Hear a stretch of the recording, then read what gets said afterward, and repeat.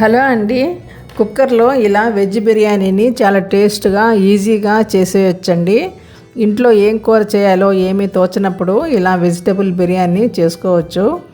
మసాలా ఐటమ్స్కి కావాల్సినవి: బిర్యానీ ఆకులు 2, జీడిపప్పు 10 పలుకులు, యాలకులు ఒక 2 తిరగమాతలోకండి. ఇప్పుడు మసాలా పేస్ట్ కోసం అల్లం, ధనియాలు, సోంపు, వెల్లుల్లి, చెక్క, లవంగాలు, మిరియాలు, పచ్చిమిర్చి, ఉల్లిపాయ 1 ఇవన్నీ యాడ్ చేసి మెత్తని మసాలా పేస్ట్ లాగా తయారు చేసుకోండి.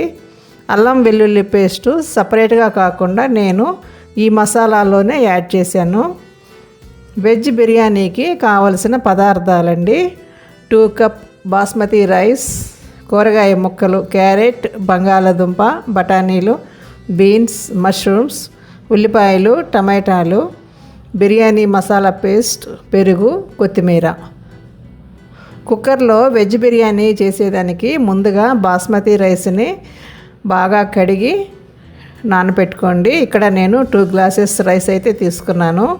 రైస్ మరీ ఎక్కువగా నానితే పలావు బాగా పలుకుగా రాదండి. కుక్కర్లో ఆయిల్ వేసి, ఆయిల్ హీట్ ఎక్కాక కొంచెం నెయ్యి కూడా యాడ్ చేసుకోండి. ఆయిల్ హీట్ ఎక్కాక సన్నగా తరిగిన ఉల్లిపాయ ముక్కలు, జీడిపప్పు, యాలకులు వేసి గోల్డెన్ కలర్ వచ్చేదాకా వేయించండి. తర్వాత మసాలా పేస్ట్ వేసి పచ్చివాసన పోయేదాకా వేయించుకోవాలి. నెక్స్ట్ టమాటా ముక్కలు కూడా వేసి మెత్తబడే వరకు వేయించండి. తర్వాత కట్ చేసి పెట్టుకున్న కూరగాయ ముక్కలన్నిటినీ బిర్యానీ మసాలా అన్నీ కలిపి కారం, ఉప్పు వేసి బాగా కలపండి.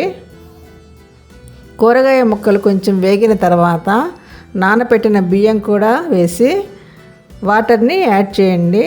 గ్లాస్ రైస్కి 2 గ్లాసెస్ వాటర్ వేసానండి నేను ఇక్కడ.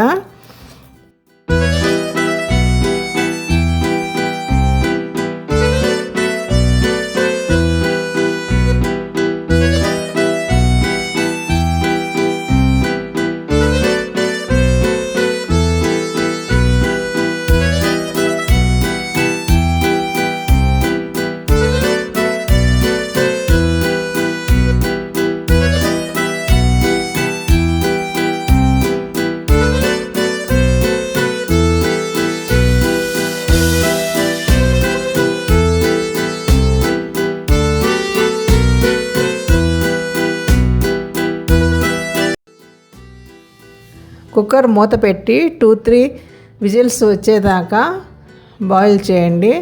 స్టీమ్ తగ్గిన తర్వాత కొత్తిమీర, పుదీనా చల్లి వేడివేడిగా వడ్డించుకోండి. అంతేనండి, ఎంతో టేస్టీ వెజిటబుల్ బిర్యానీ రెడీ. దీనిలోకి పెరుగు రైతా కోసము ఒక 1/2 లీటర్ పెరుగులో సన్నగా తరిగిన ఉల్లిపాయలు, 2 పచ్చిమిర్చి ముక్కలు, క్యారెట్ సన్నగా తురిమి వేసుకోండి. కొంచెం కొత్తిమీర కూడా యాడ్ చేసుకొని 1 స్పూన్ సాల్ట్ వేసుకొని బాగా మిక్స్ చేసుకోండి. ఇలా వేడి పలావులో రైతాని కలుపుకొని తింటుంటే సూపర్గా ఉంటుందండి. ఓకే ఫ్రెండ్స్, ఈ వీడియో నచ్చితే లైక్ చేయండి. Please subscribe my channel. Thanks for watching.